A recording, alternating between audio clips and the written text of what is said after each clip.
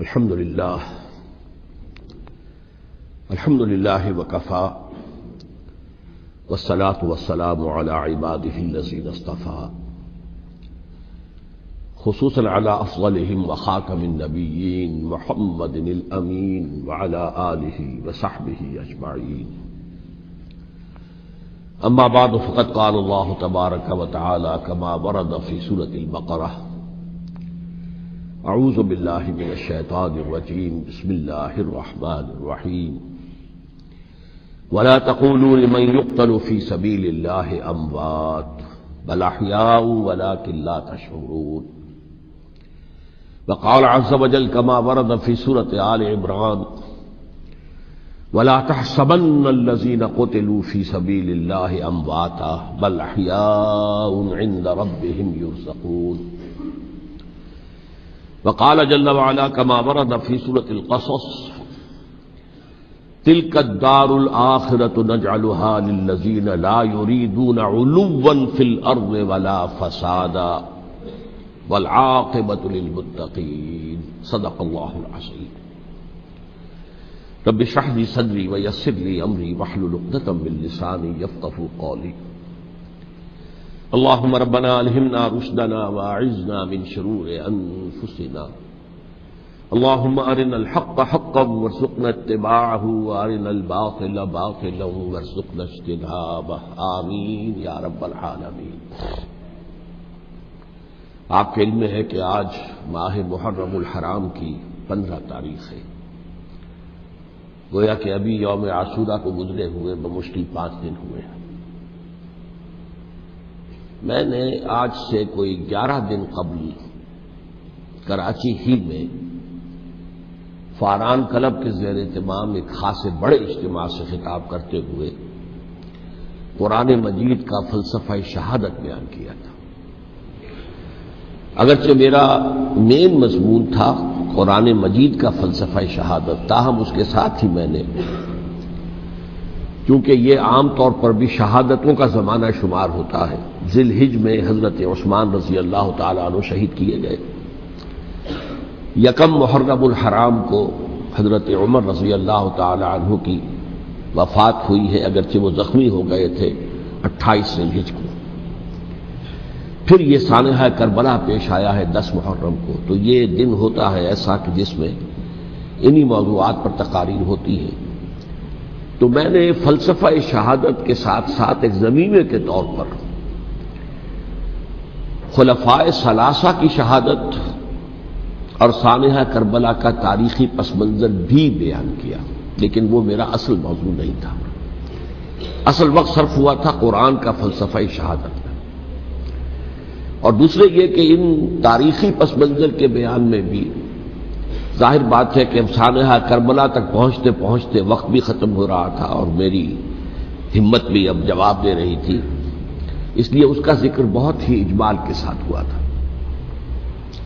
اس کے اگلے ہی روز ٹیلی ویژن کے زیر اہتمام ایک مذاکرہ ہوا، اور وہ مذاکرہ جو ہے وہ پھر ٹیلی کاسٹ کیا گیا ہے عین یوم عاشورہ کو، 10 محرم الحرام کی شب. اس کے ضمن میں ایک تو وعدہ خلافی کی جو اس پروگرام کے کمپیئر ہے انیق احمد صاحب، انہوں نے، اور میں نے اسی وقت پروگرام کے خاتمے پر ان سے یہ شکایت کر دی تھی کہ انہوں نے مجھے جو عنوان بتایا تھا وہ تھا قرآن کا فلسفہ شہادت. تو ظاہر بات ہے کہ ذہناً میں اسی کے لیے تیار ہو کر گیا تھا، لیکن وہاں انہوں نے جب شروع کی محفل تو وہاں پر انہوں نے عنوان بیان کیا امام حسین علیہ السلام کی شہادت. اب یہ اگرچہ یقیناً ان میں باہمی تعلق تو ہے، لیکن یہ کہ بہت کافی فرق ہے کہ ایک آپ فلسفہ شہادت سے چل کر اور شہادت حضرت حسین رضی اللہ تعالیٰ عنہ تک پہنچے، اور ایک یہ ہے کہ اصل موضوع ہوئی ہے.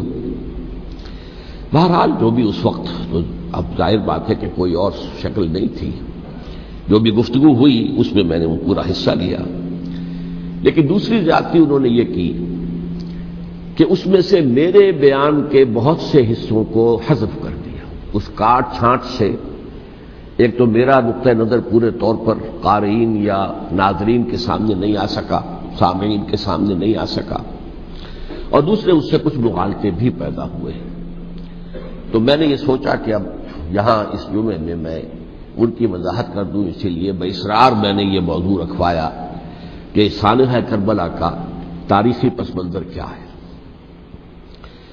الحمدللہ کہ جہاں تک وہ مذاکرہ جو ان کے ریکارڈنگ روم میں اسٹوڈیو میں منعقد ہوا وہ بہت ہی پرامن، بہت اچھے انداز میں ہوا، اور اس میں کوئی یعنی یوں سمجھیے کہ زیادہ آرگیومنٹ جسے کہتے ہیں اس کی بھی ضرورت پیش نہیں آئی۔ عموماً تمام باتوں پر کنسنسس اور ایک طرح کا اجماع سامنے آیا، اور اس کا خاص سبب یہ ہے کہ میرے علاوہ سنی علماء میں سے تو مولانا احترام الحق تھانوی صاحب تھے، اور وہ بھی بہت صلح کل قسم کے آدمی ہیں، اور شیعہ حضرات میں سے جو دو حضرات تھے وہ بھی نہایت معقول، نہایت سنجیدہ اور نہایت شرافت اور مروت کا مجسمہ نظر آئے۔ ان میں سے ایک صاحب سے میری پرانی یاد اللہ ہے، علامہ ڈاکٹر قلب صادق، ان کا تعلق لکھنؤ سے ہے، اور یہ میرے اندازے میں پوری طریقے سے نہیں کہہ سکتا، اس وقت جو بر عظیم پاک و ہند میں نامور علماء ہیں اہل تشیع کے، ان میں سے یہ چوٹی کی شخصیت ہے، اس میں کسی شک و شبے کی گنجائش نہیں، بہت مسلم عالم دین ہے، نہ صرف عالم دین ہے بلکہ ڈاکٹریٹ بھی انہوں نے کی ہوئی ہے۔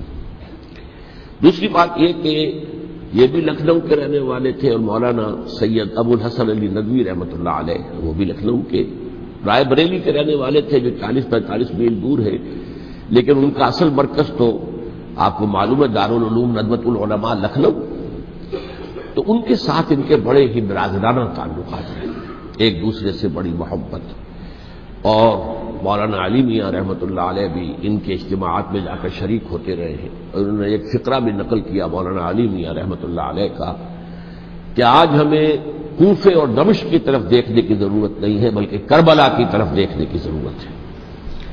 تو بہرحال مولانا علی میاں رحمۃ اللہ علیہ کو جو خاص تعلق تھا حضرت علی رضی اللہ تعالیٰ عنہ کی ذات کے ساتھ، اس پر تو ان کی ایک عظیم تصنیف جو ہے حضرت علی کی سیرت مطہرہ پر وہ خود دلالت کرتی ہے۔ تو علامہ ڈاکٹر قلب صادق جو ہے وہ ایک تو اہل تشیع کے چوٹی کے علماء میں سے ہیں، مولانا علی میاں کے ساتھ ان کے برادرانہ تعلقات، خود میرے ساتھ ان کا معاملہ یہ رہا۔ اس کی وجہ کیا ہے کہ یہ اتحاد بین المسلمین کے بہت بڑے داعی اور علم بردار ہیں۔ شیعہ سنی جو ہے منافرت اور مخاصمت کی بجائے چاہتے کہ مفاہمت ہو اور قرب ہو اور غلط فہمیوں کا ازالہ ہو، اسی وجہ سے ان کی خصوصی نظر عنایت مجھ پر رہی ہے۔ مجھے یہ تو پوری طرح یاد نہیں کہ کراچی میں بھی ان سے ملاقات ہوئی تھی یا نہیں، لیکن ایک مرتبہ لاہور تشریف لائے تھے اور وہاں مجھ سے ملاقات ہوئی، پھر ایک مرتبہ میں نیو یارک میں تھا اور اتفاقاً ان کا بھی وہیں پر قیام تھا یا تشریف آوری ہو گئی تھی، تو وہاں بھی بڑی مفصل ملاقات کے لیے وہ تشریف لائے تھے۔ پھر میرا جو ایک کتاب کہہ لیں درمیانی شے ہے، شیعہ سنی مفاہمت کی ضرورت اور اہمیت، اس کے یہ باقاعدہ مبلغ رہے ہیں، اس کے بہت سے نسخے انہوں نے منگوا کر اپنے طور پر یہاں محرم الحرام کی جو ان کی مجالس ہوتی ہیں، اس مرتبہ بھی اسی کے لیے تشریف لائے ہوئے تھے، تو اس کے اندر انہوں نے اس کا تعارف کرایا، اس کی تعریف کی، اور اس کے بہت سے نسخے جو ہے وہ فروخت کروائے۔ تو یہ میں نے اصل میں آپ کے سامنے ایک پس منظر رکھ دیا ہے اس شخصیت کا کہ جو اس میں میجر ریپرزنٹیٹو تھے اہل تشیع کی طرف سے۔ انہوں نے ایک نقطہ جو بیان کیا، واقعہ یہ ہے کہ میرا ذہن بھی ادھر منتقل نہیں ہوا تھا اس سے پہلے، انہوں نے فرمایا کہ یہ اللہ کے راستے میں شہید ہو جانے والے کو جو اللہ کے راستے میں قتل ہو جائیں، سورہ بقرہ میں تو فرمایا انہیں مردہ مت کہو، وَلَا تَقُولُوا لِمَن يُقْتَلُ فِي سَبِيلِ اللَّهِ أَمْوَاتٌ بَلْ أَحْيَاءٌ وَلَٰكِن لَّا تَشْعُرُونَ، وہ تو زندہ ہے لیکن تمہیں ان کا شعور نہیں ہے۔ لیکن سورہ آل عمران کے اندر جو آیت آئی ہے وَلَا تَحْسَبَنَّ الَّذِينَ قُتِلُوا فِي سَبِيلِ اللَّهِ أَمْوَاتًا بَلْ أَحْيَاءٌ عِندَ رَبِّهِمْ يُرْزَقُونَ، ہرگز مت سمجھنا ان کو جو اللہ کی راہ میں قتل ہو جائیں کہ وہ مردہ ہیں، وہ زندہ ہیں، اپنے رب کے پاس سے رزق پا رہے ہیں۔ تو انہوں نے کہا کہ اللہ تعالیٰ کی راہ میں قتل ہو جانے والے کو مقتول کہنا ہی نہیں، سمجھنا بھی غلط ہے۔ دل سے بھی بات جو ہے وہ یہ نہیں ہونی چاہیے کہ وہ مردہ ہے، بلکہ وہ زندہ ہے، اس شد و مد کے ساتھ ولا تحسبن، ہرگز نہ سمجھنا ان کو جو اللہ کی راہ میں قتل ہو جائیں کہ وہ مردہ ہے، وہ تو زندہ ہے، اپنے رب کے پاس سے رزق پا رہے ہیں۔ اس در میرا ذہن نہیں گیا تھا، میں اس کو تسلیم کر رہا ہوں۔ دوسرے جو شیعہ عالم دین تھے، مجھے ان کا پورا نام مستحضر نہیں ہے، نقوی صاحب، وہ بھی ڈاکٹر بھی ہیں اور عالم دین ہیں، وہ بھی تھے، اور وہ بھی بہت ہی یوں سمجھیے کہ یعنی دلیل کو تسلیم کرنے والے اور بہت ہی معقول انداز میں گفتگو کرنے والے تھے۔ بہرحال جب وہ مذاکرہ شروع ہوا تو سب سے پہلے ڈاکٹر کلب صادق صاحب کو دعوت دی گئی کہ وہ اظہار خیال کریں۔ انہوں نے انہی دو آیتوں کے حوالے سے جو ابھی میں نے بیان کی ہے، ایک نقطہ بھی بیان کیا، کچھ اور باتیں بھی بیان کی۔ اس کے بعد جب میری باری آئی تو میں نے کہا کہ مجھ سے کچھ اور سوال کیا گیا تھا، لیکن میں نے کہا کہ میں پہلے بات وہیں سے شروع کرنا چاہتا ہوں۔ سوال یہ کیا گیا تھا ڈاکٹر کلب صادق سے کہ قرآن کا فلسفہ شہادت کیا ہے۔ تو میں نے کہا جو سوال آپ نے ان سے کیا تھا، میں اس کے جواب سے اپنی بات شروع کرنا چاہتا ہوں کہ میرے نزدیک قرآن مجید میں اللہ کی راہ میں قتل ہونے کے لیے لفظ شہادت آیا ہی نہیں۔ حدیث میں ضرور آیا ہے بصیغہ مجہول، فقد استشہدہ، اس کی شہادت قبول کر لی گئی یا اس کو شہید بنا لیا گیا، اور اس معنی میں صرف ایک جگہ پر امکان ہے پورے قرآن میں، سورہ آل عمران کی ایک آیت میں، وَيَتَّخِذَ مِنْكُمْ شُهَدَاءَ، کہ وہاں اس کے معنی لیے جا سکے مقتول فی سبیل اللہ کے، باقی کہیں بھی نہیں۔ یہ تو اصل میں کار رسالت کے لیے ایک اصطلاح ہے۔ ہر رسول شاہد بن کر آیا، شہید بن کر آیا، یہاں دنیا میں وہ اپنے عمل سے، اپنے قول سے انفرادی اجتماعی سطح پر حق کی گواہی دیتا رہا، اور قیامت کے دن کھڑے ہو کر پروزیکیوشن وٹنس کی حیثیت سے اپنی قوم کے خلاف گواہی دے گا کہ اللہ میں نے ان کے سامنے تیرا پیغام پہنچا دیا تھا، اب جو کچھ انہوں نے کیا اس کے ذمہ دار یہ ہے۔ دے کانٹ پلیڈ اگنورنس، وہ یہ نہیں کہہ سکتے کہ ہمیں معلوم نہیں تھا، ہمیں بتایا نہیں گیا تھا۔ بہرحال اس پر مجھے بڑی خوشی ہوئی جب علامہ نقوی صاحب نے اس نقطے کو بہت سراہا، اور انہوں نے تسلیم کیا کہ کچھ دنوں سے مجھے بھی یہ خیال ہو رہا تھا، یعنی یہ کہ یہ کوئی زیادہ پرانا خیال ان کا نہیں تھا۔ انہوں نے فرمایا کچھ دنوں سے مجھے بھی یہ خیال ہو رہا تھا کہ قرآن میں تو یہ لفظ شہید اور شہادت اس معنی میں ہے ہی نہیں۔ میرا گمان یہ ہے کہ چونکہ اس موضوع پر میں نے بہت تقریریں کی ہیں، سال ہر سال سے تقریریں کر رہا ہوں، قرآن کا فلسفہ شہادت کیا ہے، اور اس کے حوالے سے یہ کہ امت مسلمہ کا کیا فرض منصبی ہے، شہادت علی الناس کی کیا ذمہ داری ہے جو امت مسلمہ پر ہے۔ تو یہ تو میری دعوت قرآنی کے اہم مضامین میں سے ہے، تو ہو سکتا ہے کہ میری ہی کسی تقریر کی کوئی اڑتی ہوئی خبر ان کے کانوں تک پہنچی ہو، واللہ عالم، لیکن انہوں نے اس نقطے کو سراہا، اور مجھے اللہ کے فضل و کرم سے مجھے اس پر خوشی ہوئی کہ بجائے اس کے کہ وہ اس پر کوئی آرگیومنٹ کرتے، کوئی بحث و تبحیث کرتے، انہوں نے میری اس بات کو تسلیم کیا اور اس کی گویا کہ تائید کی۔ پھر میں نے عرض کیا کہ جہاں تک خلفائے ثلاثہ کی شہادت کا اور شہادت حسین یا سانحہ کربلا رضی اللہ تعالی عنہم اجمعین کا تعلق ہے، اصل میں اس کو نہیں سمجھ سکتے لوگ جب تک کہ ریولیوشن اور کاؤنٹر ریولیوشن کا فلسفہ سمجھ میں نہ آئے۔ جب کسی ملک میں کسی خطہ ارضی میں کوئی انقلابی تحریک چل رہی ہوتی ہے، ظاہر بات ہے ابتدا میں تو انقلابی لوگ چند ہوتے ہیں، کمزور ہوتے ہیں، ضعیف ہوتے ہیں، ان سے کوئی خطرہ محسوس نہیں ہوتا، لیکن کشاکش کے دوران ایک وقت آ جاتا ہے کہ پھر جو مخالف انقلاب ہیں وہ یہ سمجھ بیٹھتے ہیں، سمجھ جاتے ہیں کہ اب ہماری پیش نہیں جا رہی، اب ہمارا بس نہیں چلے گا، لہذا سر جھکا دو۔ اسے پنجابی محاورے میں کہا جاتا نیوی پاؤ، اس وقت کو گزارو۔ اب اس کے بعد پھر کوئی موقع ملا تو دیکھیں گے کہ اس انقلاب کو ہم انڈو کر سکیں، کاؤنٹر ریولیوشنری موومنٹس۔ یہ اصل میں فلسفہ سمجھ میں نہ آئے اور ریولیوشن کا فلسفہ سمجھ میں نہ آئے تو سیرت النبی سمجھ میں نہیں آ سکتی۔ منہج انقلاب نبوی میری کتاب ہے، اس کو پڑھیے تو سیرت کا وہ تجزیہ آپ کے سامنے آئے گا جو آپ کی آنکھیں کھول دے گا کہ سیرت کو ہم کیا سمجھتے رہے اور سیرت اصل میں ہے کیا۔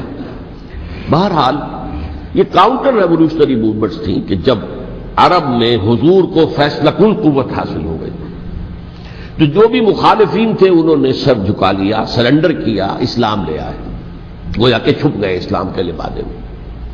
لیکن وہ تھے اسی طاق میں کہ پھر کبھی موقع ملے تو پھر ہم اس نظام کو دہو بالا کر دیں، تلپٹ کر دیں۔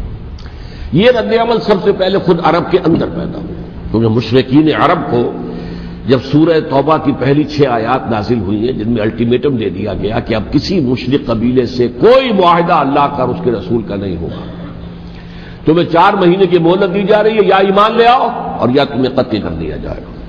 یہ بہت سخت آیات ہے قرآن کی، سورہ توبہ کی ابتدائی 6 آیات۔ اور حضرت علی رضی اللہ تعالیٰ عنہ کا کہنا یہ ہے کہ اس آپ کو معلوم ہے کہ مصحف میں یہ واحد صورت ہے جس سے پہلے بسم اللہ الرحمن الرحیم نہیں لکھی بھی آپ کو نظر آتی، باقی 113 صورتوں کے شروع میں بسم اللہ الرحمن الرحیم ہے۔ تو کیا وجہ ہے یہاں کیوں نہیں ہے؟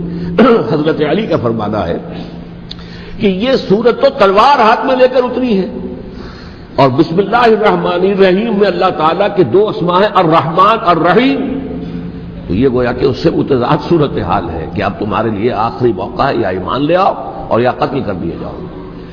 اس میں ایک تیسری گنجائش خود بخود نکلتی تھی، یا یہ ملک چھوڑ کر چلے جاؤ، اور ایسا بہت سے لوگوں نے کیا، لیکن اکثر لوگوں نے گردن چکائی۔ لیکن رد عمل ظاہر ہوا، ایک تو مرتدین کھڑے ہو گئے جنہوں نے نئی نئی نبوتوں کو مان لیا، ایک مانعین زکوٰۃ کھڑے ہو گئے کہ ہم زکوٰۃ تمہیں نہیں دیں گے۔ یہ رد عمل تھا مشرک عرب کا، مشرکین عرب کا۔ اور حضرت ابو بکر رضی اللہ تعالیٰ عنہ کے دفتر فضائل کا یہ بڑا اہم باب ہے، ود این آئرن فسٹ، حالانکہ وہ بہت رقیق القلب، کمزور ضعیف الجسہ انسان تھے، لیکن یہ کہ عظیمت کوہ ہمالیہ جو ہے ان کے اندر ظاہر ہوئی ہے، ود این آئرن فسٹ انہوں نے ان ساری جو رد عمل کی جو تحریکیں تھی انہیں کچل کر رکھی، اور پھر پورے عرب کو گویا کہ اثر نو اس میں اسلام کے نظام کو کنسالیڈیٹ کر کے حضرت عمر کے حوالے کر دیا رضی اللہ تعالیٰ عنہ۔ حضرت عمر کے زمانے میں جو جنگیں ہوئیں اس میں سلطنت روما جو ہے، جو اس وقت کی 2 سپر پاورز تھیں، سلطنت روما قیصر روم، ہرقلیس ہرقل تھا اس وقت کا جو رومی جو قیصر روم تھا، حکمران تھا، شہنشاہ تھا، اور دوسری طرف ایرانی مملکت تھی، خسرو پرویز تھا۔ لیکن یہ کہ عیسائیت کے ساتھ اسلام کا اس طرح کا تصادم نہیں ہوا تھا حضور کے زمانے میں، بلکہ نجاشی رحمۃ اللہ علیہ نے تو مسلمانوں کو پناہ دی تھی۔ مقوقس پیٹریارٹ جو تھے اس کے الیگزینڈریا کے، انہوں نے حضور کے جو نامہ مبارک گیا تھا اس کا بہت اکرام کیا، تکریم کی، تحفے بھیجے حضور کی خدمت میں۔ ہرقل نے بھی کوشش کی تھی کسی طریقے سے، جیسے کوئی 250 برس پہلے یا 300 برس پہلے، 300 برس پہلے جیسے کانسٹنٹائن جو ایمپرر تھا روم کا، اس نے عیسائیت قبول کی تھی اور ساری سلطنت عیسائی ہو گئی تھی، لہذا اس کی سلطنت باقی رہی، اس کی حکومت باقی رہی۔ اسی طرح ہم سب مسلمان ہو جائیں، لیکن اس میں وہ ناکام ہو گیا۔ لیکن یہ کہ کوئی اس نے کنفرنٹیشن نہیں کی حضور سے۔ البتہ ایران کا معاملہ یہ تھا کہ اس کے پرخچے اڑ گئے، اس نے حضور کے نامہ مبارک کو چاک کیا تھا، حضور نے فرمایا جب اطلاع ملی کہ اس نے اپنی سلطنت کو چاک کر دیا ہے، اس کے ٹکڑے کر دیے۔ بہرحال وہاں رد عمل شدید تھا، اور ایرانی جان لیجئے کہ ان کے اندر بہت اسٹرانگ نیشنلزم ہے، آج بھی ہے اسٹرانگ نیشنلزم، لہذا ان کے ہاں رد عمل شدید تھا۔ ان کی تو سلطنت ختم ہو گئی، نسیہ منسیہ ہو گئی، وجود ہی نہیں رہا۔ لہذا وہاں سے جو کاؤنٹر ریولوشن شروع ہوا ہے وہ پھر ہرمزان جو ایک بہت بڑا جرنیل تھا، اس نے بڑی عیاری کے ساتھ اپنی جان بچائی تھی۔ یہ بڑا دلچسپ واقعہ ہے کہ وہ یعنی کنڈمڈ تھا اسلامی حکومت کی طرف سے، خلافت کی طرف سے، کہ وہ جہاں بھی پایا جائے اس کو قتل کرنا ہے۔ حضرت عمر کی عدالت میں لا کے پیش کیا گیا، حضرت عمر نے کہا یہ واجب القتل ہے، قتل کر دو اس کو۔ اس نے کہا اچھا مجھے ذرا پانی پلا دیجیے۔ حضرت عمر نے فرمایا ٹھیک ہے بھائی پانی لاؤ، پانی دے دو۔ پانی کا کٹورا کہ مجھے پہلے ضمانت دیجیے کہ جب تک میں یہ پانی نہ پی لوں مجھے قتل نہیں کیا جائے گا۔ ہاں ہمارا وعدہ ہے۔ اس نے وہ کٹورا پھینک دیا پانی کا، کرو مجھے قتل کیسے کرو گے، میں نے وہ پانی تو نہیں پیا۔ اس سے اپنے آپ کو بچایا اس نے۔ بہرحال آپ اختلاف کر سکتے ہیں کہ حضرت عمر کو اس عذر کو قبول نہیں کرنا چاہیے تھا، لیکن بہرحال ان کی اپنی مروت اور شرافت تھی کہ اپنے وعدے کا پاس کیا۔ اس کی سازش سے ابو لولو فیروز اس نے حضرت عمر کو شہید کیا۔ یہ گویا کہ دوسری کاؤنٹر ریولوشنری موومنٹ تھی۔ انہوں نے یہ سمجھا تھا کہ یہ ساری چکی جو چل رہی ہے، جیسے چکی کی ایک کلی ہوتی ہے، وہ کلی جگہ سے ہٹ جائے تو چکی کیسے چلے گی؟ یہی بات حضرت علی نے فرمائی تھی حضرت عمر سے رضی اللہ تعالی عنہما جب شام کے محاذ پر کچھ پسپائی سی ہو رہی تھی تو حضرت عمر نے ارادہ کیا میں خود جاؤں گا محاذ پر اور کمانڈ کروں گا.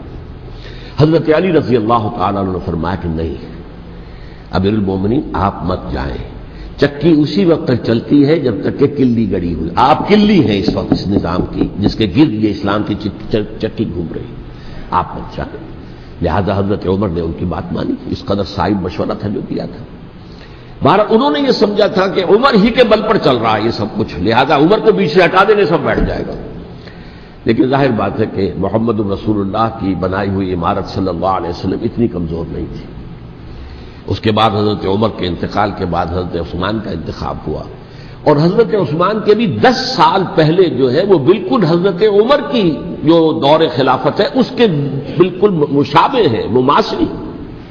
ہمارے ذہنوں میں یہ تصور بٹھا دیا گیا ہے کہ سارے 12 سال شاید فتنہ ہی فتنہ رہا، فساد ہی فساد رہا، دنگا رہا، لڑائی رہی. نہیں، 10 سال پورا امن.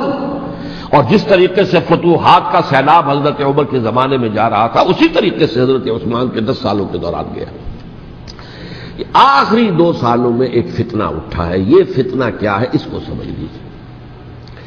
مذاہب کی جو 3 سے کنفرنٹیشن ہوئی تھی، ایک تو یہ کہ مملکتوں میں سے مملکت ہرقل، مملکت روم، مملکت ایران.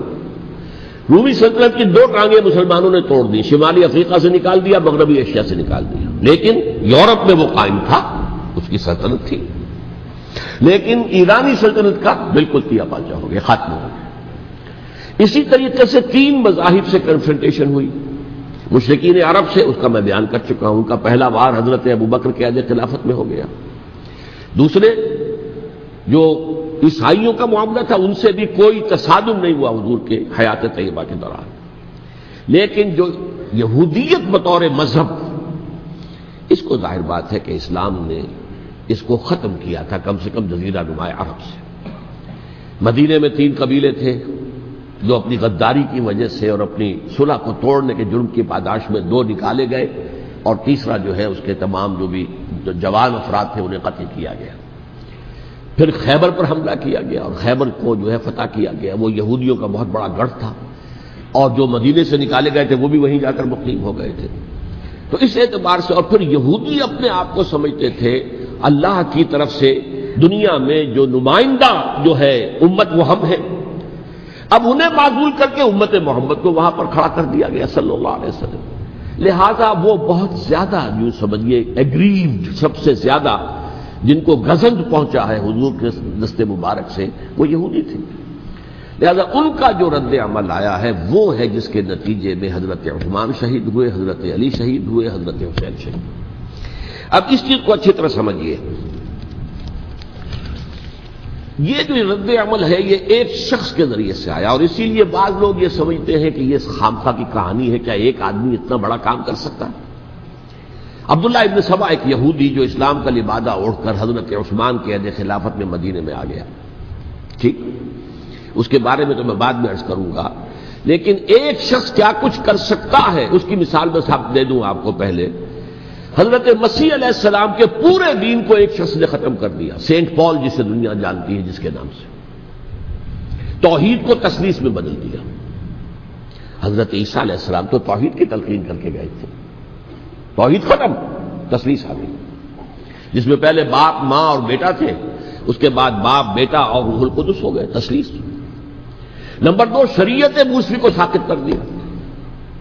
لہذا اب پالزم جو ہے، کرسچینٹی نہیں رہی. وہ حضرت عیسیٰ کو کہہ کر گئے تھے کہ شریعت موسوی تم پر لاگو رہے گی، نافذ رہے گی، ساقط کر دیا.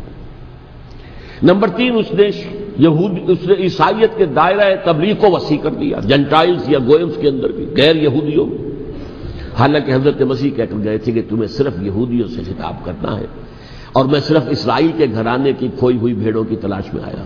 اب آپ دیکھیے حضرت مسیح کے فوراً بعد اور حضرت مسیح کی زندگی کے دوران جب تک کہ وہ موجود تھے وہ بدترین دشمن تھا حضرت مسیح علیہ السلام کا. بعد میں لبادہ اوڑھا، اور یہ کہ مجھے مکاشفہ ہوا ہے، مکاشفے میں مسیح سے میری ملاقات ہوئی ہے، میں ان پر ایمان لے آیا ہوں.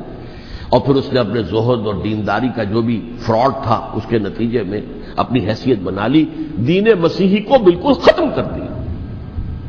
آج کہاں ہے وہ دین مسیحی؟ دی 100 کے مصنف نے بھی صاف لکھا ہے کہ جب تک حضرت مسیح دنیا کے اندر موجود تھے، عیسائیت کی حیثیت یہودیت نے ایک فرقے سے زیادہ نہیں تھی، یہودیوں کا ایک فرقہ، ایک جماعت بس۔ یہ سینٹ پال ہے جس نے اسے ایک مستقل مذہب کی حیثیت اختیار کی ہے، تو اٹ شوڈ بی کالڈ پالزم، اور یہ ایک آدمی کا کارنامہ۔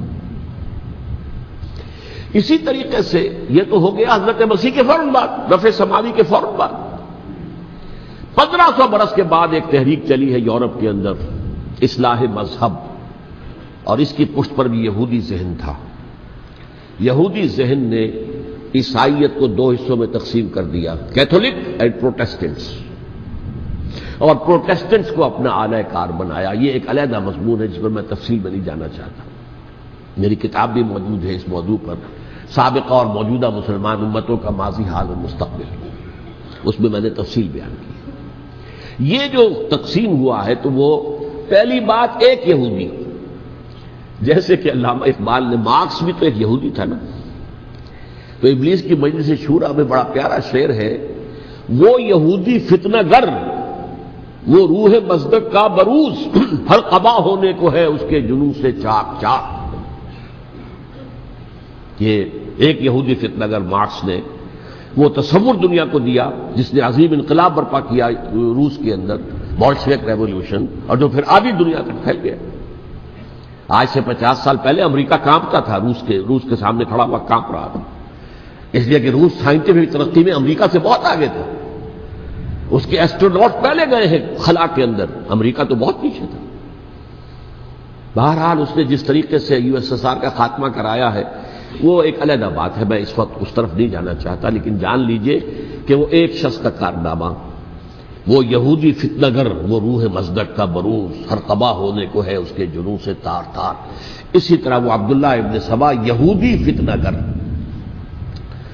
آج اہل تشیع میں سے بعض حضرات کہتے ہیں کہ یہ عبداللہ ابن سبا یہ تو افسانوی شخصیت ہے، اس کی حقیقت کوئی تھی ہی نہیں، حالانکہ ان کی اپنی کتاب میں رجال کشی کے اندر اس کا ذکر موجود ہے، اور یہ بھی موجود ہے کہ حضرت علی رضی اللہ تعالیٰ عنہ نے اپنے عہد خلافت میں اسے زندہ جلوایا ہے۔ اس کی وجہ کیا تھی؟ یہ آیا مدینے کے اندر اسلام کا لبادہ اوڑھ کر، اس نے چند عقیدوں کی اشاعت شروع کی۔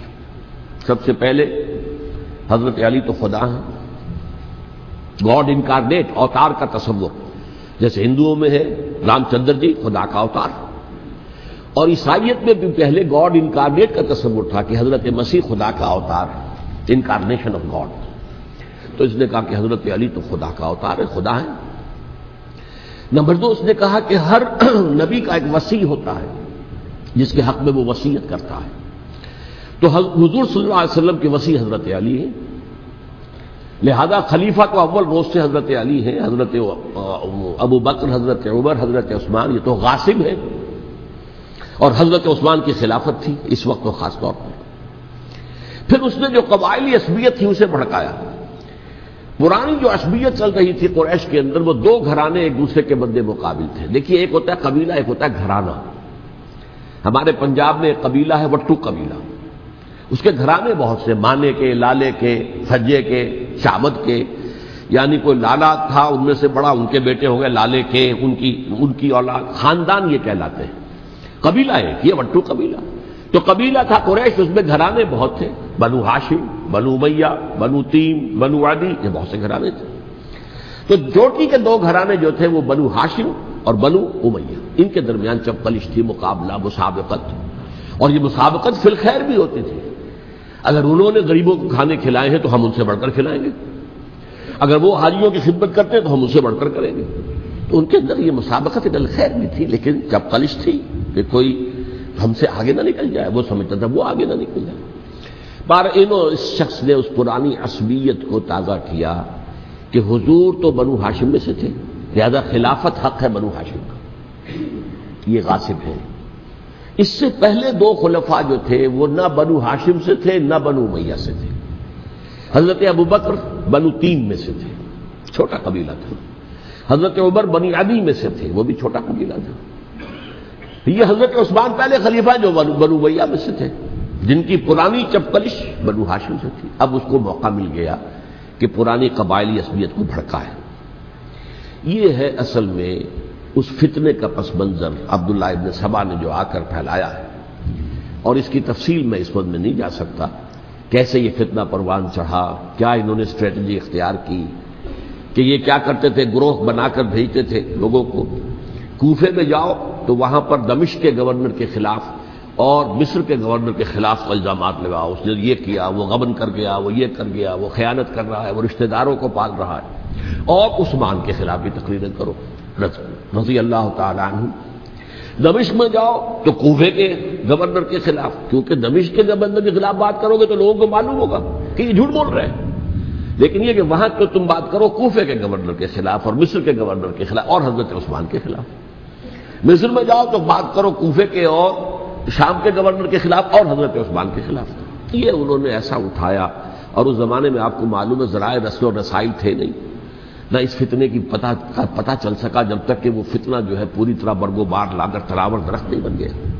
اس کے نتیجے میں حضرت عثمان رضی اللہ تعالی عنہ شہید ہوئے، اور خلیفہ پھر حضرت علی رضی اللہ تعالی عنہ کو انہی سوائیوں نے، جنہوں نے گھیراؤ کیا تھا، جنہوں نے حضرت عثمان کو شہید کیا ہے، یہی حضرت علی رضی اللہ تعالیٰ عنہ کے ارد گرد ہوئے، اور حضرت علی رضی اللہ تعالیٰ عنہ بھی نہیں چاہتے تھے خلافت کی بیعت لینا، لیکن آخر کیا کرتے؟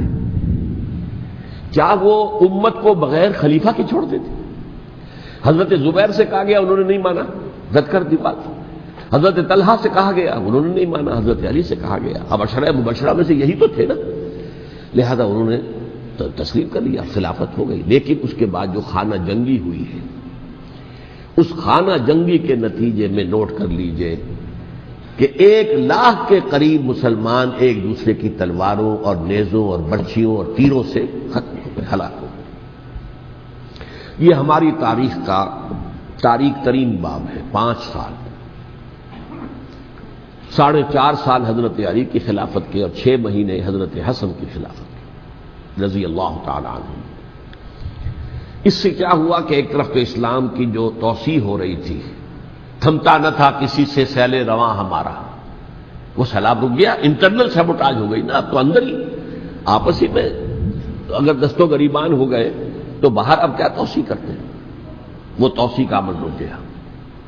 اور یوں سمجھیے کہ جیسے ٹرک اگر کبھی چل رہا ہو، بھرا ہوا ہو، لوڈڈ، اور وہ چڑھائی چڑھ رہا ہو، تو اگر کہیں موشن ٹوٹ جائے، ٹرک کو رکنا پڑے، تو ڈرائیور کے جان پر بن جاتی، اس لیے کہ اس کو دوبارہ سٹارٹ کرنا، اور جبکہ وہ چڑھائی پر ہے، انکلائن پر ہے، آسان کام نہیں ہوتا، خطرہ ہوتا ہے وہ پیچھے جو ہے وہ نہ جائے، اور پہاڑی علاقوں میں آپ کو معلوم ہے ذرا پیچھے چلے جانے کا مطلب جو ہے بہت خطرناک جو ہے نتیجہ نکل سکتا ہے۔ بہرحال حضرت علی رضی اللہ تعالیٰ عنہ نے اپنے خلافت میں ایک کام یہ کیا، اب اس کی کیا مصلحتیں تھیں یہ تو انہی کے علم میں ہوگا، ہم قیاس کر سکتے ہیں اور میں اس میں نہیں جانا چاہتا۔ ابھی تک خلافت کا مرکز تھا مدینہ منورہ، حضرت ابوبکر، حضرت عمر، حضرت عثمان، وہیں جہاں حضور صلی اللہ علیہ وسلم رہے تھے اور جہاں پر کہ حضور مدفون تھے۔ لیکن حضرت علی نے اپنا مرکز جو ہے وہ کوفہ بنا دیا۔ اچھا، اس کی ایک ظاہری وجہ یہ سمجھ میں آتی ہے کہ اسلام کا جو پھیلاؤ ہو گیا تھا، وہ سلطنت اتنی وسیع ہو گئی تھی کہ مدینہ منورہ بہت جنوب میں اور بڑے صحرا کو عبور کر کے جانا ہوتا تھا۔ کوفہ جبکہ ایسی مقام پر تھا کہ جہاں سے مشرقی راستہ جا رہا ایران کو، عراق کے اندر تو ہے وہ شہر کوفہ، اور پھر ایران اور خراسان اور ہندوستان کو راستہ جا رہا ہے، وہیں سے شمال کی طرف جا رہا ہے، شام کی طرف اور ترکی کی طرف، اور وہاں سے پھر یہ کہ مغربی افریقہ کو بھی کنٹرول کرنا، جو شمالی افریقہ کو، وہ بھی آسان تھا۔ بہرحال حضرت علی نے کوفہ کو اپنا مرکز بنایا، اور نتیجہ یہ ہوا کہ سبائیوں کا بھی مرکز وہی بن گیا، چونکہ انہوں نے اپنے آپ کو گردا گرد رکھا حضرت علی کے رضی اللہ تعالیٰ۔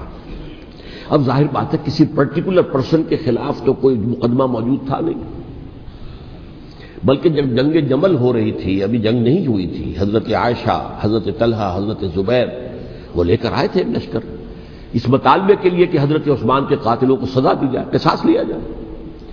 حضرت علی رضی اللہ تعالیٰ عنہ سے گفت و شنید ہو رہی تھی، حضرت علی جو ہے اس پر آمادہ ہو گئے کہ ٹھیک ہے، میں جو بھی قاتلین عثمان ہیں ان کو گرفتار کر کے سزا دوں گا۔ عین اسی وقت کوفے کی مسجد کے اندر جو ہے 10,000 کا مجمع کھڑا ہو گیا، ہم سب قاتل عثمان ہیں، لو ہم سے بدلہ کہاں سے ہوگا. اور انہوں نے کیا کیا؟ جاتے ہی جنگ چھیڑ دی.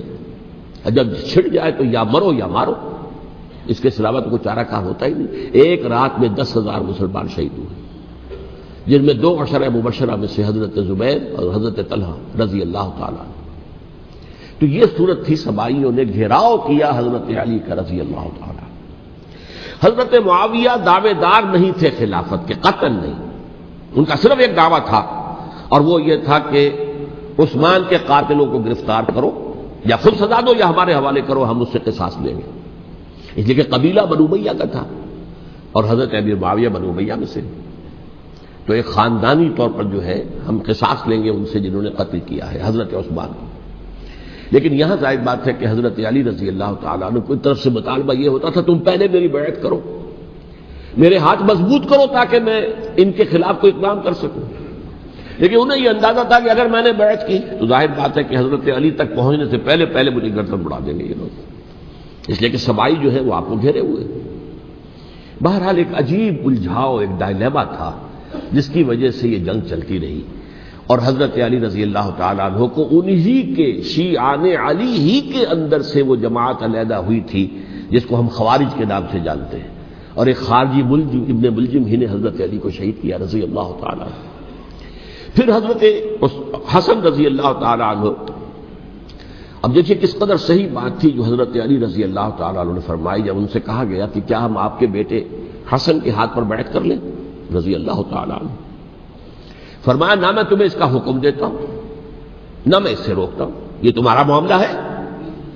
امرہم شورا بینہم، تم اپنے باہمی مشورے سے جو فیصلہ کرو گے ٹھیک ہے، میں نہ حکم دیتا ہوں نہ روکتا ہوں. اس کا کیا مطلب ہے؟ باپ کے بعد بیٹے کی خلافت ہرگز حرام نہیں ہے، ورنہ کہتے کیسے ہو سکتا میرا بیٹا؟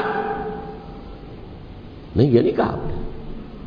حضرت عمر سے بھی کہا گیا تھا کہ اپنے بیٹے کو نامزد کر دیں، عبداللہ ابن عمر کو، تو انہوں نے جواب میں کیا کہا؟ اسے تو طلاق دینی بھی نہیں آتی.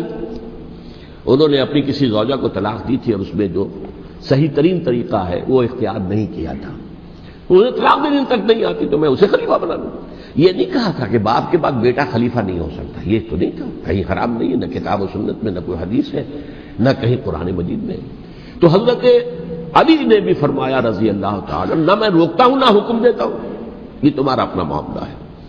بہرحال حضرت حسن رضی اللہ تعالیٰ عنہ نے حضرت امیر معاویہ سے صلح کر لی، خلافت ان کے سپرد کر دی. دیکھیے میں حضرت ابوبکر، حضرت عمر، حضرت عثمان، حضرت علی کے ساتھ حضرت حسن کے دور خلافت کو بھی خلافت راشدہ میں سے سمجھتا ہوں. اور تبھی 30 سال پورے ہوتے ہیں اس حدیث کے مطابق کہ حضور نے فرمایا خلافت 30 برس رہے گی پھر ملوکیت آ جائے گی. تو حضرت حسن کا بہت بڑا کارنامہ یہ ہے کہ اس خانہ جنگی کا دروازہ بند کر دیا. اور یہ پیشن گوئی تھی حضور کی صلی اللہ علیہ وسلم حضرت حسن کو جب بچے تھے حضور کے انتقال سے پہلے، میرا یہ بیٹا مسلمانوں کے 2 گروہوں میں صلح کرائے گا. یہ حضور کی پیشن گوئی تھی، اور وہ پیشن گوئی حضرت حسن کے علم میں بھی ہوگی یقیناً. بہرحال انہوں نے صلح کی حضرت امیر معاویہ کے ساتھ رضی اللہ تعالیٰ عنہ، خلافت ان کے حوالے کر دی اور کچھ شرائط تھی وہ طے ہو گئی. اللہ خیر سلام. حضور کی تو یہ پیشن گوئی جو ہے صحیح ثابت ہوئی کہ میرا یہ بیٹا مسلمانوں کے 2 بڑے گروہوں کے درمیان صلح کرا دے گا. اور سبائیوں نے انہیں تانے دیے یا عار المومنین، اے مومنوں کے لیے موجب عار، موجب شرم تم نے بزدلی دکھائی ہے، تم نے امیر معاویہ کو خلیفہ تسلیم کر لیا، تم نے بزدلی دکھائی. معاذ اللہ ثم معاذ اللہ ثم معاذ اللہ.